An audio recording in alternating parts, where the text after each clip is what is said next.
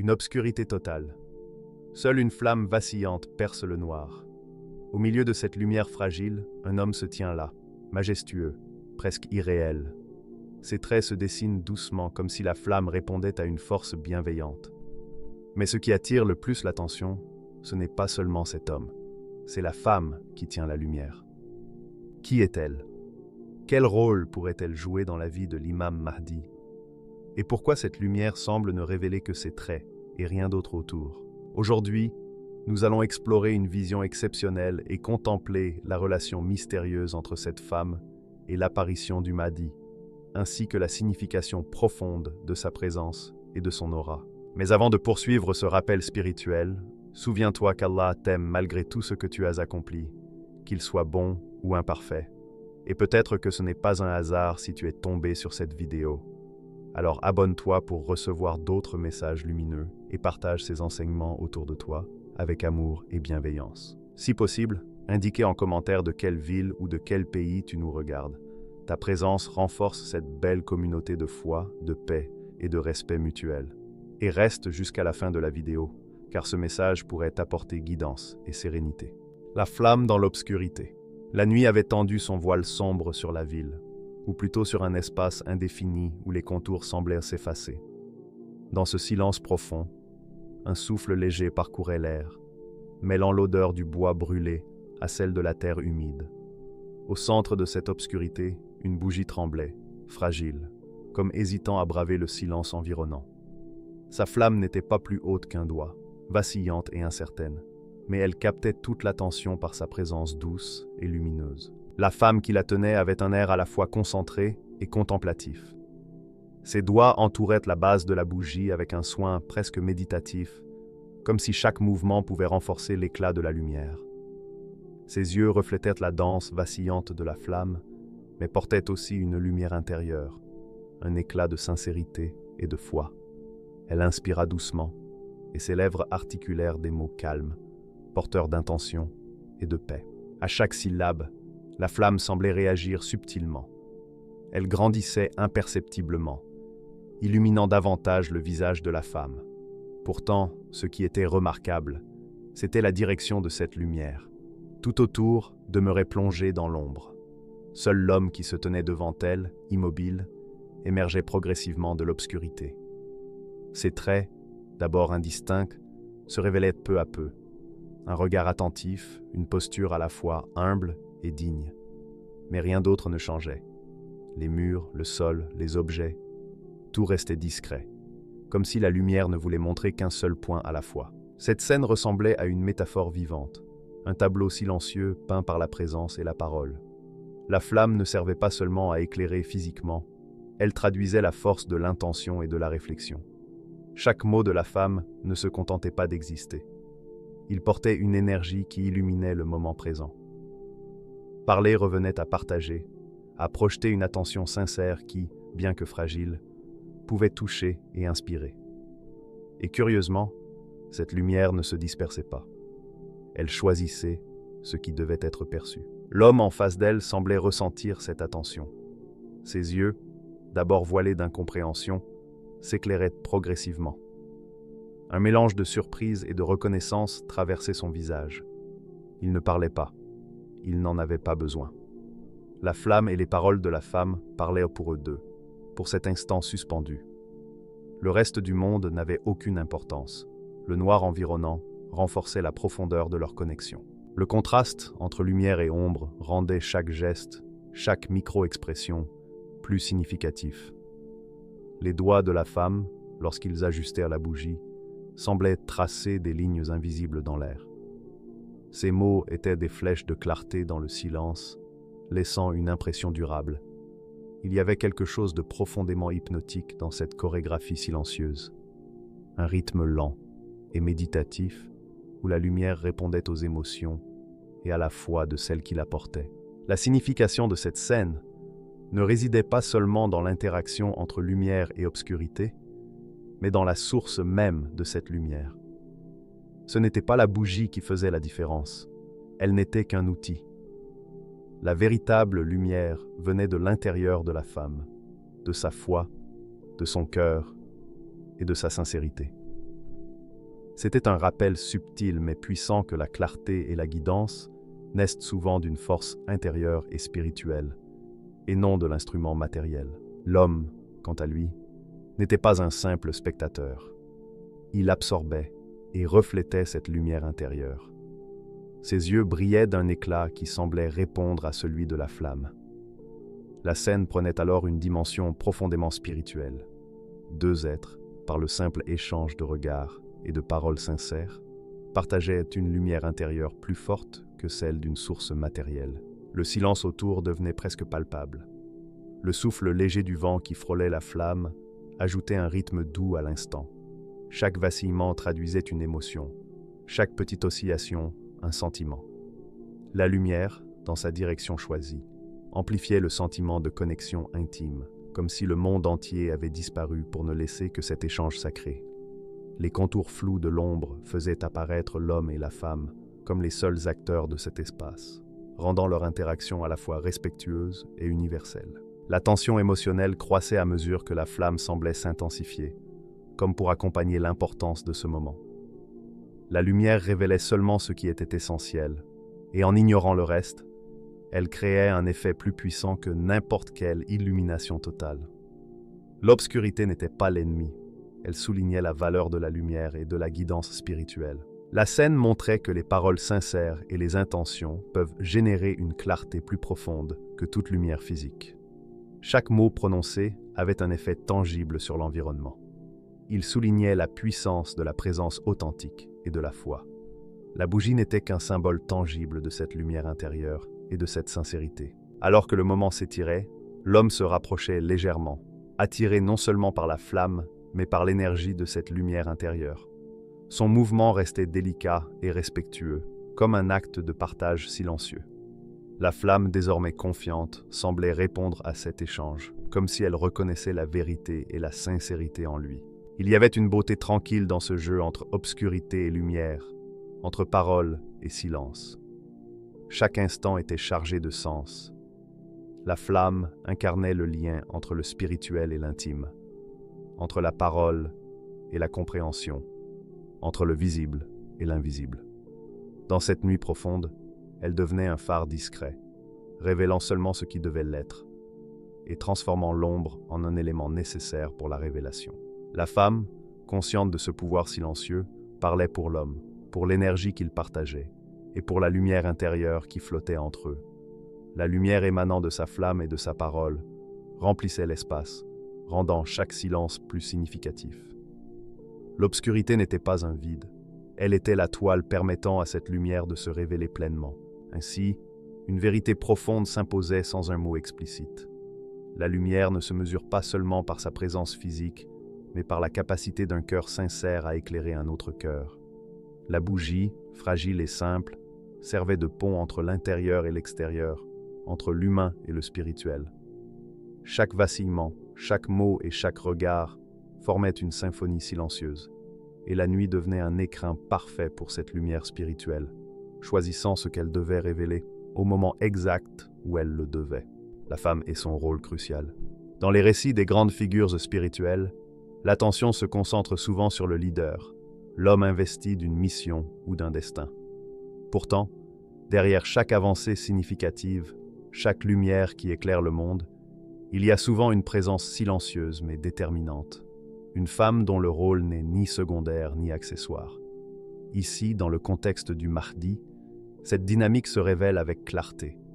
La femme à ses côtés n'est pas simplement témoin, elle est la colonne intérieure, l'ancre qui permet à l'imam de poursuivre son chemin avec patience, constance et sagesse. Son influence ne se manifeste pas par la puissance visible ou la domination matérielle. Elle ne brandit ni armes ni décrets. Sa force réside dans la constance de sa foi, la profondeur de sa compréhension et la justesse de ses paroles. Chaque mot qu'elle prononce, chaque geste accompli, agit comme un catalyseur subtil. L'histoire offre de nombreux exemples. Khadija, première épouse du prophète Muhammad, n'était pas seulement une épouse aimante, mais un soutien moral et spirituel essentiel, apportant confiance et sérénité à la mission prophétique. De même, Fatima al-Zahra, par sa sagesse et sa bienveillance, a incarné un modèle de soutien silencieux mais fondamental. Dans la scène que nous imaginons, la femme auprès du Mahdi joue un rôle analogue. Elle est cette lumière intérieure qui guide et soutient l'homme chargé de la réforme et de la justice. Ces paroles ne sont pas de simples encouragements. Elles portent un poids spirituel et éthique. Elles rappellent à l'imam les principes essentiels, les valeurs à préserver, même face aux épreuves ou aux défis.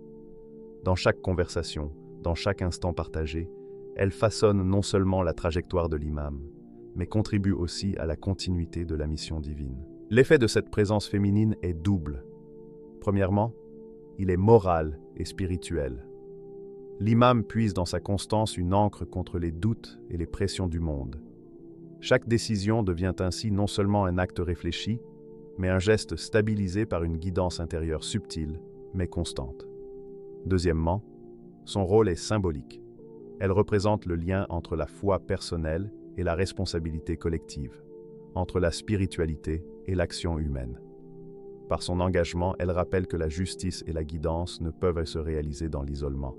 Elle nécessite des soutiens invisibles mais essentiels, des présences qui renforcent sans supplanter. Ce rôle n'est jamais statique. Il exige vigilance, sensibilité et discernement. La femme doit identifier le moment précis où l'imam a besoin d'un mot d'encouragement, d'une mise en garde subtile ou d'une affirmation silencieuse de foi. Ce discernement naît d'une compréhension profonde des réalités spirituelles et humaines.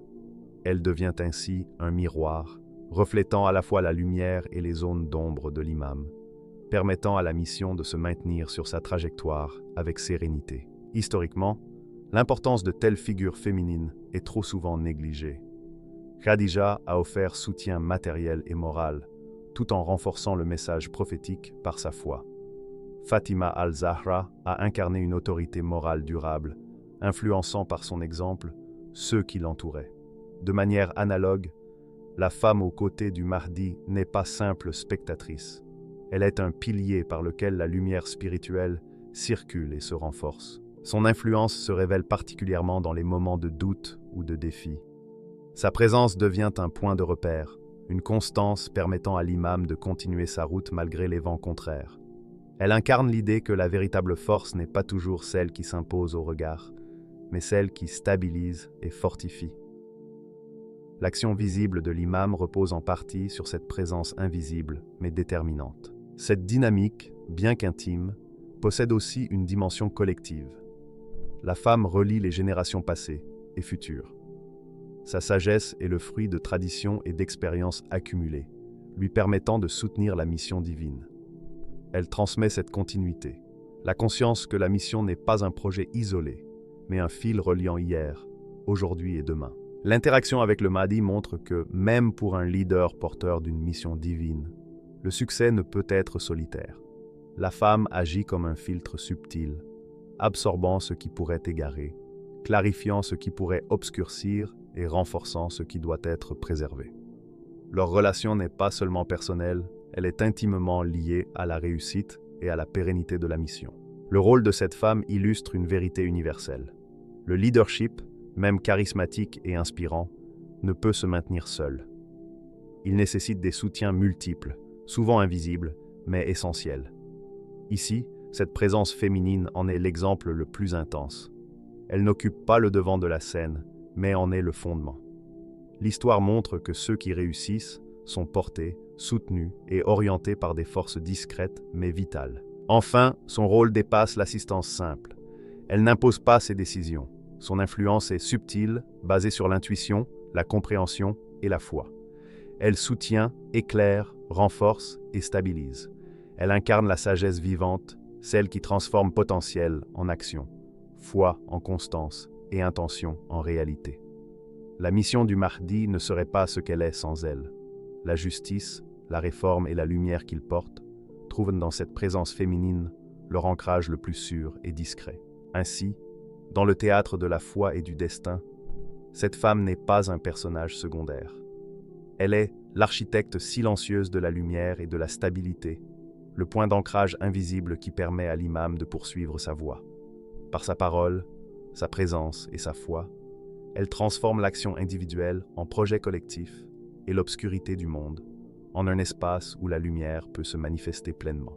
Les traits visibles du Mahdi, la lumière de la bougie, douce et vacillante, s'étiraient pour révéler l'homme qui se tenait devant elle. Ce n'était pas un éclairage banal, mais un dévoilement progressif qui laissait l'obscurité environnante intacte, concentrant toute attention sur sa présence.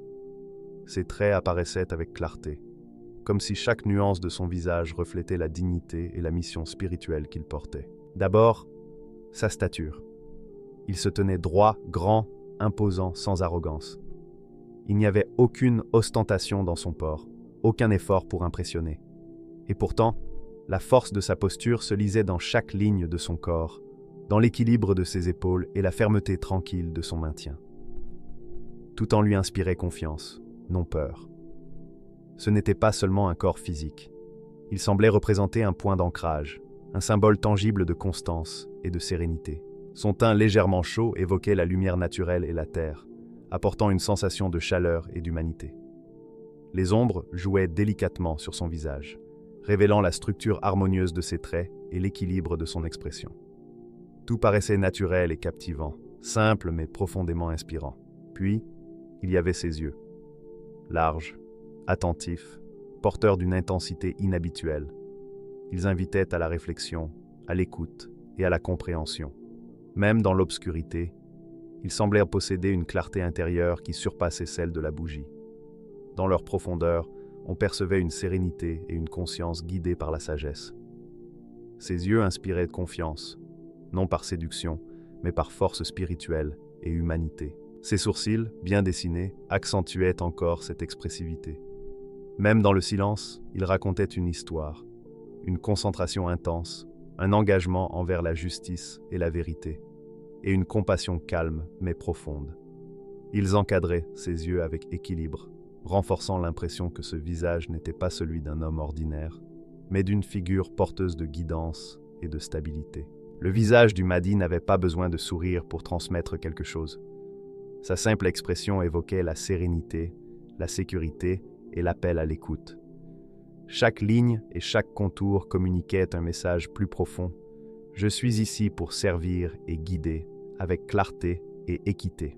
Au-delà de la forme physique, ce qui captivait était son aura de calme et de bienveillance. Elle n'était pas visible de manière matérielle, mais perceptible dans l'atmosphère, comme une énergie de paix et de guidance. Ceux qui se trouvaient près de lui ne voyaient pas seulement un homme. Ils percevaient une présence inspirante, un appel à la justice, à la foi et au respect des valeurs universelles. Chaque détail physique participait à cette impression. Les lèvres, fermées mais douces, semblaient capables de prononcer des paroles justes et éclairées. Le menton, ferme, indiquait détermination et stabilité. Même le front semblait exprimer la réflexion et la concentration. Aucun artifice, aucun ego excessif. Tout respirait harmonie et équilibre, renforçant l'idée que ce visage incarnait une mission spirituelle. Sa présence imposait un rythme presque inconscient à ceux autour de lui. Sans geste dramatique, il communiquait cohérence, bienveillance et force tranquille. L'attention se portait naturellement sur lui, non par intimidation, mais par la clarté et la stabilité qu'il dégageait. Ce moment semblait suspendre le temps. La lumière et l'attention convergeaient pour révéler sa présence. Chaque mouvement, chaque respiration semblait suivre un rythme subtil, portant un sens profond. La révélation de cet homme n'était pas simplement esthétique. Elle traduisait un message silencieux de paix, de guidance et de constance. La fusion entre le physique et le spirituel était évidente. Les traits du Mahdi reflétaient une harmonie intérieure. Yeux larges et attentifs, posture droite, teint naturel et équilibre des traits.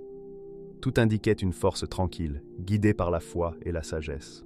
Observer son visage permettait de ressentir cette présence inspirante, un appel à agir avec justice et clarté. En définitive, la vision de cet homme transcende la simple apparence.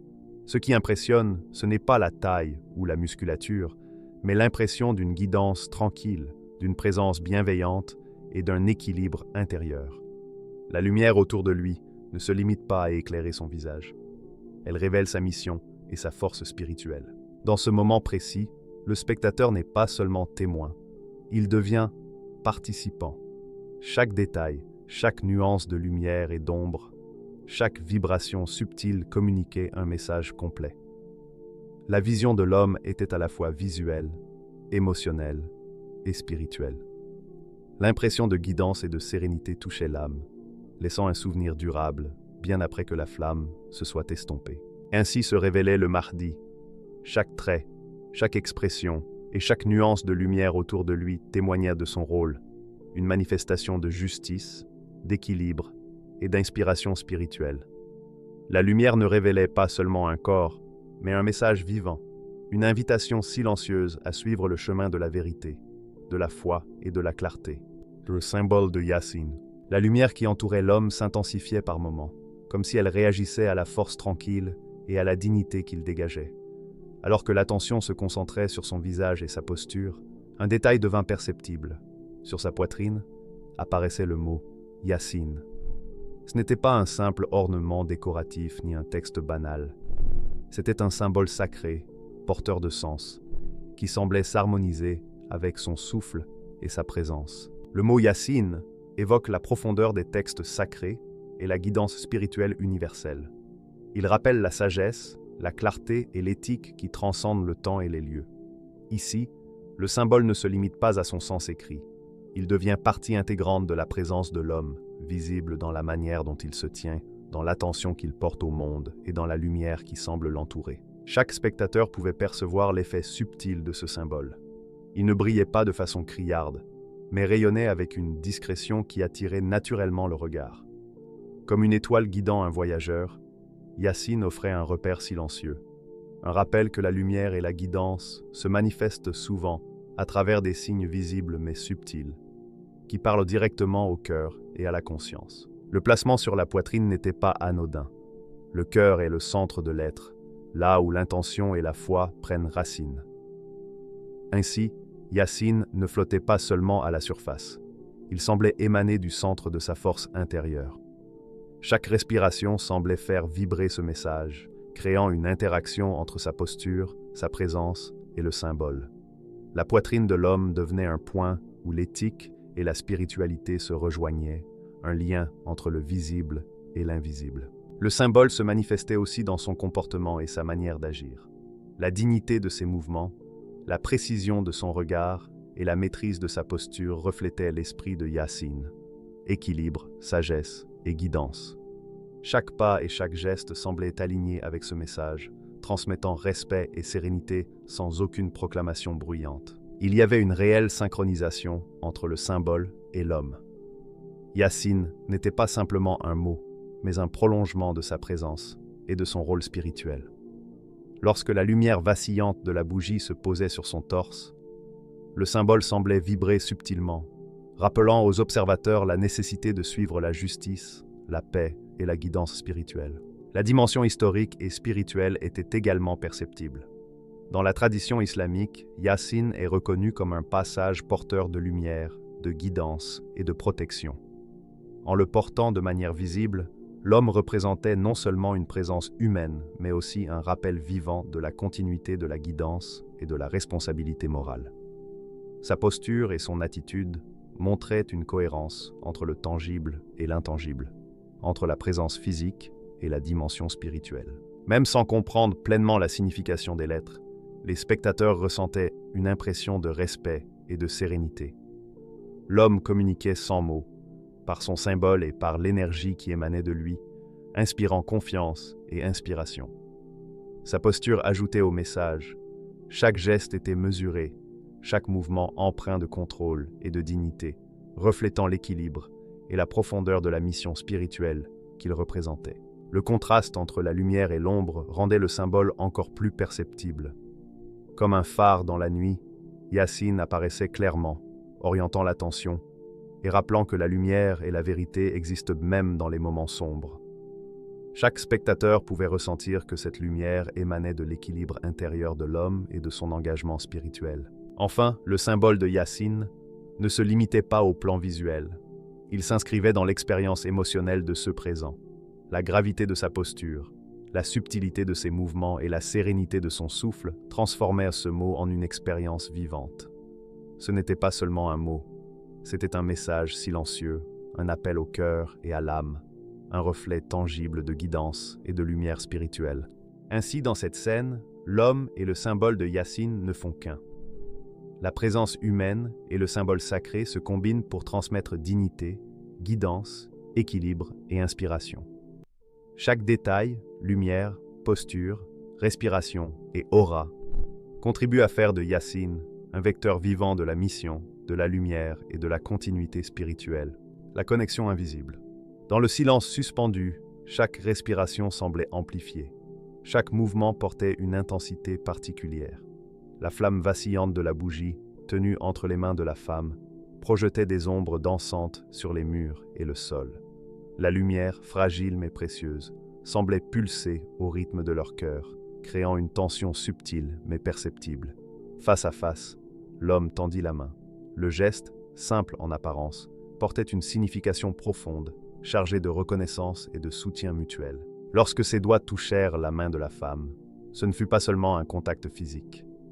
Un frisson discret parcourut les deux êtres. Un instant de connexion silencieuse s'installa. Tout semblait communiquer sans mots. Gratitude, respect, confiance et compréhension de l'importance de leur soutien réciproque. La flamme vacilla un instant, comme si elle réagissait à l'intensité de ce lien, avant de reprendre sa danse lumineuse avec assurance. L'homme, dont la stature et les traits inspirants avaient déjà capté l'attention, montra ici une vulnérabilité subtile. Il reconnut que sa force seule ne suffisait pas. La lumière, la foi et la constance de cette femme n'étaient pas accessoires. Elles contribuaient à sa capacité à agir avec équilibre, à maintenir le cap et à diffuser guidance et justice. Ce geste symbolisait l'union du tangible et de l'intangible, de l'action et du soutien spirituel. Le lien qui se formait ressemblait à un fil invisible, une harmonie d'énergie et d'intention entre deux cœurs et deux volontés. Ce n'était pas une dépendance, mais une interdépendance. Chacun amplifiait l'autre. La femme, par sa stabilité et sa foi, apportait ancrage et soutien, tandis que l'homme, par sa mission et sa présence, donnait direction et sens à cette lumière partagée. Ensemble, ils formaient un équilibre harmonieux, où guidance et force intérieure se renforçaient mutuellement. Chaque mouvement, même léger, prenait une signification amplifiée. Tenir la main de l'autre devenait un acte de communion silencieuse, une affirmation que la lumière et la mission n'étaient à pas solitaires. La flamme, entre leurs mains, semblait s'intensifier naturellement, comme reflet de cette synchronisation. La foi et le soutien se renforçaient mutuellement, et cette harmonie invisible apportait clarté et stabilité. Le contact avait également une dimension pratique. La mission, lourde de responsabilités et de défis, nécessitait un ancrage moral et spirituel. La présence constante de cette femme, sa lumière et son soutien, devenaient un repère tangible dans un espace chargé d'incertitudes. Chaque geste et chaque décision était influencée par cette interaction, montrant que la force de l'homme était amplifiée et orientée par ceux qui le soutiennent avec foi et constance. Cette connexion avait aussi une dimension profondément humaine. Au-delà de la mission, elle représentait la reconnaissance mutuelle d'une présence qui compte, d'un regard qui comprend, d'un soutien qui rassure. Même dans le silence, le message était clair. Ils étaient unis par la lumière et la foi, et cette union était essentielle. Le geste exprimait aussi un respect profond pour la contribution de l'autre. La lumière, la constance et la foi de la femme constituaient la base sur laquelle la mission pouvait progresser. Chaque décision et chaque action reposait sur cette présence silencieuse, mais constante. Le contact des mains incarnait l'équilibre entre force et guidance, entre action et soutien spirituel. Dans ce moment suspendu, passé, présent et futur semblaient se rejoindre.